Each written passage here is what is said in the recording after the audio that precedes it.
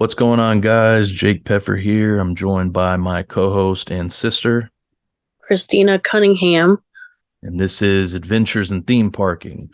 With the upcoming release of Fast X hitting theaters this Friday, we decided we were going to take a look at a ride that is well, we'll talk about it here in a bit, but it's Fast and Furious Supercharged, which opened April 23rd, 2018 at Universal Studios Florida.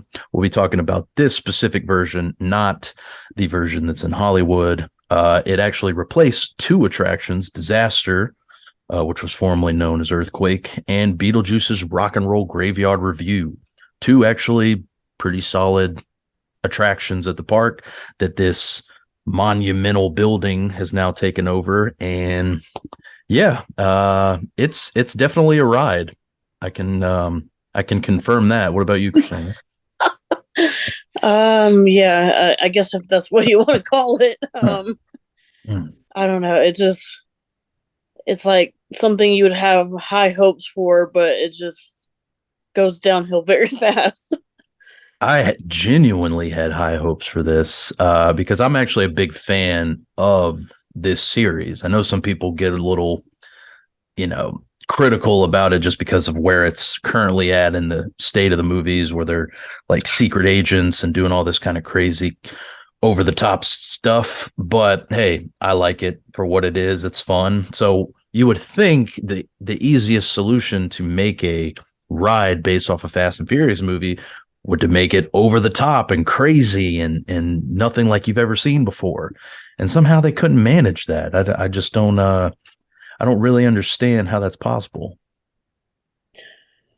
Yeah, I know because I know I haven't seen like all the movies, but like I know like I'm a fan of at least like the first few. So it's like I don't know. It's just I feel like it could have had like a good concept, but then at the same time, it's just like it just doesn't make any sense at all. Not at all. And it makes a little more sense in the Hollywood version, which we haven't been there, but from what I've seen in videos and from reading up on it and everything, that's part of the studio tour. And at one point you veer off and basically go into the ride, um, which I mean, they took that concept and then turned it into the exact same thing, basically, almost here at the Florida one. And it doesn't translate the same way. As far as being on the studio tour, it kind of, I could see it working in a certain sense, Yeah. because that part of it's like, hey, you're on the tour. Oh no, this thing's happening. We've got to take cover and blah blah blah. We got to do this.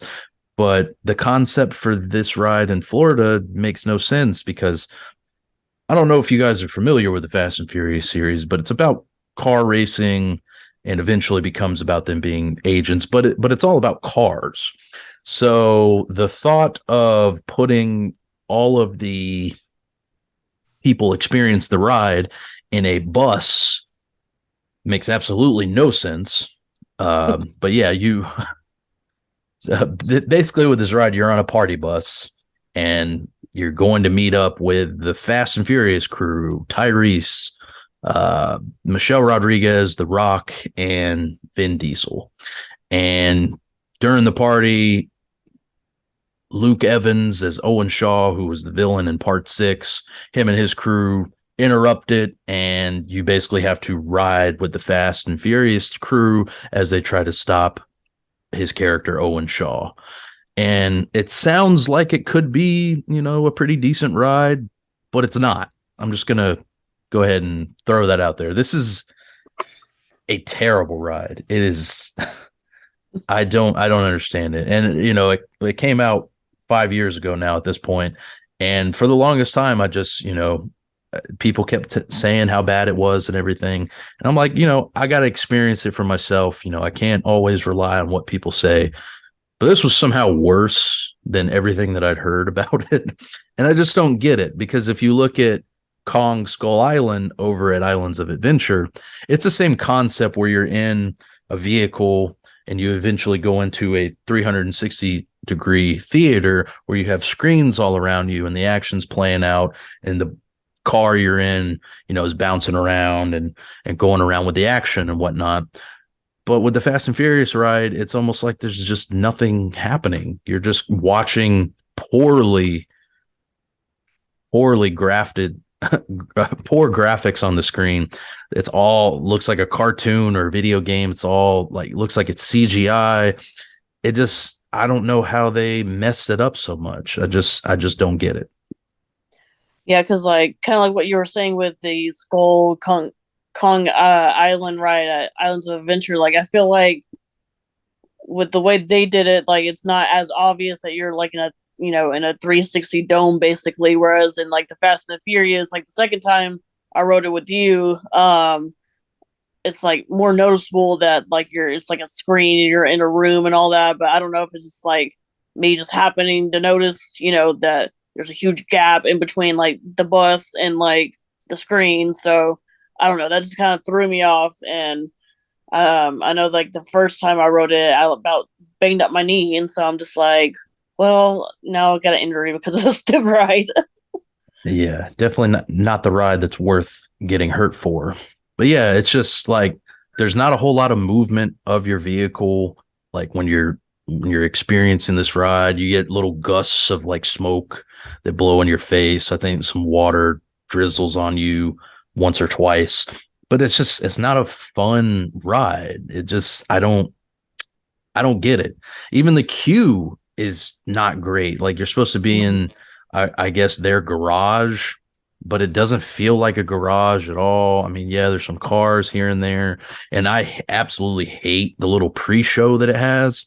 It's cool seeing Ludacris and Georgiana Brewster reprise their roles from the movies, but you have this actor that's there that's supposed to be interacting with what's happening on the screen. It's almost like they're not even trying. At least the guy, when we went, he was just doing his own thing. And I guess that's part of the joke is that the characters on screen are just ignoring the on ride person. But none of it was funny. None of it was entertaining. This thing is just a mess all around. And I really wish they would do something different. I know they spent a lot of money putting this ride in, but at the end of the day, like this is one of your biggest franchises for Universal Pictures. And it's just like, if you're going to have a ride based on it, you got to have something better than this. I mean, even just a roller coaster where the car looks like a street car or a race car, do that. Like, how do you mess that up? I don't get it. I mean, I don't know. But I mean, do you have any other, I don't know how much more I can really talk about this ride, but do you have any other thoughts or concerns? Yeah, because like I know like the first time I rode it, I went through like the single rider line, so I didn't have to deal with Mhm. like the actor people trying to interact with like the pre-recorded like pre-show. Yeah. So that was kind of interesting to kind of see that part of the queue though when me and you wrote it. But then at the same time, I'm just like kind of like what you're saying. It's like they're not even trying. So I'm just like, it's No. just not. It's not adding anything to like to the ride at all. No, it adds absolutely nothing. Doesn't make the experience any better. Nothing. Makes absolutely no sense. But yeah, this is one. If you have not had a chance to ride this and all you've heard are bad comments on it, trust me, they are accurate. This is just not a good ride. I just don't, there's no other way to put it. This is a failure on all levels. And hopefully, maybe this at some point gets changed into something else. You could still keep it Fast and the Furious, just make it fit more with the Fast and Furious movies. Like Exactly. that's the biggest failure, if anything. The ride dynamic and whatnot, whatever, but it just doesn't feel like I'm in a Fast and Furious movie. I That's know. supposed to be the whole point of Universal Studios is, hey, ride the movies. Well, I'm riding this and it doesn't feel like anything. It feels like I'm on a bus going to school and Dominic and his crew just happen to be outside my window. Like that's just that's not what I waited in line 30 minutes for. I don't get it. It's crazy. So on our rating scale, what do you think about giving this one? Probably a two. Wow, a two. Okay. That's higher than I would have thought. For me, I'm going point 0.5 out of 5. It's just I can't. It's so bad. And it's bad to the point that it just feels lazy. And I think that's why I dislike it so much. Is you put millions of dollars into this ride based on, again, one of the biggest franchises from your studio, and you just don't care. They just copied and pasted what they did in the Hollywood version, which, again, that one, from what I can see, seems okay as far as the studio tour. Totally different scenario. But this is its own individual ride. And you just take that concept, copy and paste it. They take out the 3D, which that one apparently has, but I think they've now gotten rid of it off there as well. But honestly, I don't need 3D. It wouldn't have made it any better, because the last thing I need to see is Vin Diesel be larger than a helicopter in 3D. Because, again, this ride makes no sense. And it'd be something, even if, like, the characters were interacting like they do in the movies, where they're joking with one another and all this kind of stuff. And it doesn't work. It doesn't work in any way, shape, or form.